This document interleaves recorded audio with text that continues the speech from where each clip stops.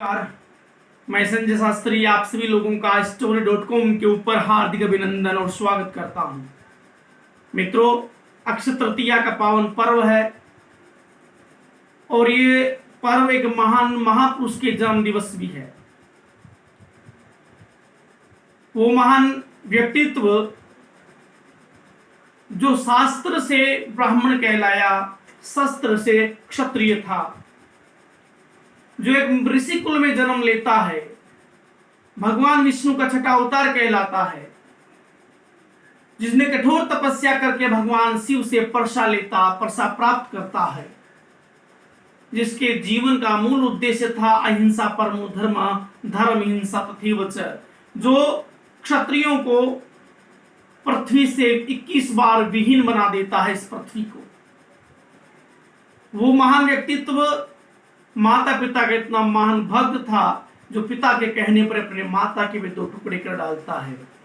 आज उन महान पुरुष का, उस महान व्यक्तित्व का मित्रों जन्म जयंती अवसर भी है। इस पावन पर्व पर मैं आप सभी लोगों को परशुराम जयंती की हार्दिक शुभकामनाएं प्रेषित करता हूं और कहानी भगवान परशुराम के जीवन को लेकर के ही है। मित्रों, कहानी अच्छी लगे तो लाइक और शेयर भी करना और सब्सक्राइब भी अवश्य करना। मित्रों, भगवान परशुराम का जन्म त्रेता युग में एक ऋषि परिवार में हुआ था। वे भगवान विष्णु के छठे अवतार थे और उन्हें आवेशावतार भी कहते हैं। इनके पिता दादाजी का नाम, इनके पितामह का नाम महर्षि भृगु था, पिता का नाम महर्षि जमदग्नि और माता इनकी रेणुका थी। मित्रों, महर्षि भृगु के आदेश के अनुसार महर्षि जमदग्नि ने एक पुत्र का मिष्ट यज्ञ किया, जिससे देवराज इंद्र प्रसन्न होते हैं और उन्हें पुत्र होने का आशीर्वाद देते हैं। परिणाम स्वरूप अक्षय तृतीया के दिन माता रेणुका के गर्भ से मध्य प्रदेश के इंदौर के जानापाव पर्वत में या पर्वत के ऊपर भगवान परशुराम का जन्म होता है, अवतरण लेते हैं या अवतार लेते हैं। मित्रों, महर्षि भृगु ने, जो कि एक ज्योतिष के महान विद्वान थे, ज्योतिषीय परंपरा के अनुसार उनका नाम राम रखते हैं।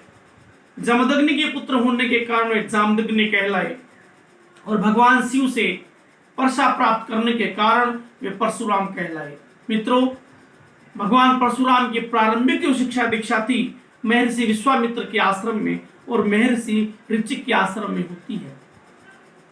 महर्षि ऋचिक के द्वारा इन्हें एक स्वारंग नामक वैष्णव धनुष प्राप्त होता है।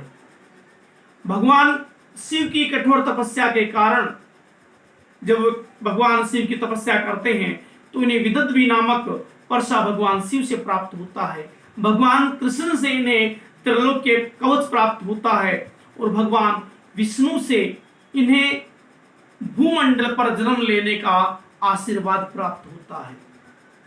मित्रों, ये शिष्य होने के साथ साथ बहुत बड़े गुरु भी थे। इन्होंने हस्तिनापुर के गंगा पुत्र पितामह भीष्म को इन्होंने धनुर्विद्या सिखाई। इन्होंने गुरुओं के गुरु आचार्य द्रोण को भी शिक्षा दी और इन्होंने सूतपुत्र, जैसा कि सभी लोग हम जानते हैं, उन्हें सूतपुत्र कहा गया जबकि सूतपुत्र नहीं थे, कर्ण को भी या दानवीर कर्ण को भी इन्होंने शिक्षा दी। वो एक अलग बात है कि परशुराम के श्राप के कारण वे अपनी शिक्षा को काम में नहीं ले सके। मित्रों, ये 5 भाई थे और 5 भाइयों में सबसे छोटे थे परशुराम। इन्हीं के साथ मित्रों ये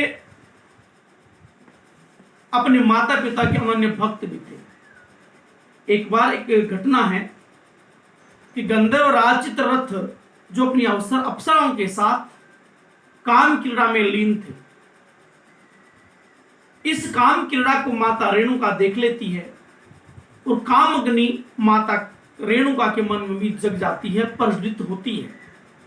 इस बात की जानकारी या इस बात का एहसास पिता जमदग्नि को होता है। जमदग्नि बहुत ज्यादा आवेशित होते हैं और आवेशित होने के कारण परशुराम को आदेश देते हैं कि हे परशुराम, तुम्हारी माता का वध कर दो। परशुराम अपने पिता की आज्ञा को सिरोधार्य समझ करके माता का वध करने के लिए आगे बढ़ते हैं।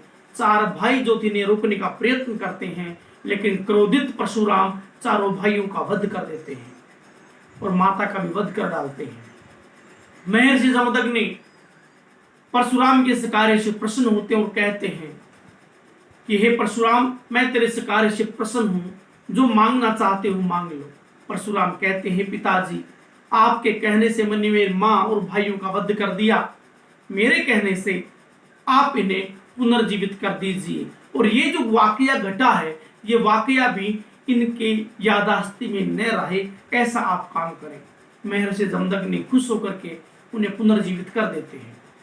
मित्रों, परशुराम के समय ही एक महिष्मती नगरी थी, उसका हयक वंश का राजा था जिसका नाम था अर्जुन। अर्जुन दत्तात्रेय का बहुत बड़ा भक्त था। दत्तात्रेय की सेवा शुश्रूषा के कारण दत्तात्रेय अर्जुन को सहस्त्र बाहु अर्थात अनेक भुजाओं का आशीर्वाद देते हैं और कभी भी परास्त ना होने का आशीर्वाद देते हैं। एक बार महिष्मती नगरी का वो राजा अर्जुन, जिसे भविष्य में हमने सहस्त्र अर्जुन कहा या सहस्त्र बाहु अर्जुन भी कहा, सहस्त्र अर्जुन अपने इस घमंड में चूर था कि मेरे हजारों भुजाएं हैं। संयोग वश वो आखेट क्रीड़ा करता हुआ महर्षि जमदग्नि के आश्रम में पहुंच जाता है। महर्षि जमदग्नि तथा ऋषि कुमार जो उस वक्त आश्रम में थे, राजा को या अतिथि को आया हुआ देखकर उनकी आदर सत्कार करते हैं अपनी यथा योग्य। इस आदर सत्कार को देख करके सहस्त्रार्जुन के मन में आता है कि ये जो व्यवस्था कर रहा है महर्षि जमदग्नि, हम लोग महलों में भी नहीं कर सकते, लेकिन जमदग्नि ये सब कहां से कर रहा है। उसी इस बात का मालूम होता है कि महर्षि जमदग्नि के पास इंद्र द्वारा प्रदत्त कपिला गो अर्थात कामधेनु है। अर्जुन के सहस्त्रार्जुन के मन में ललक आती है कि इस कामधेनु को मैं मेरे महल में ले जाऊंगा। वो ले जाने के लिए तत्पर हो जाता है। महर्षि जमदग्नि को हाथ से दूर करके या धक्का देकर के गिरा देते हैं और मालूम चलता है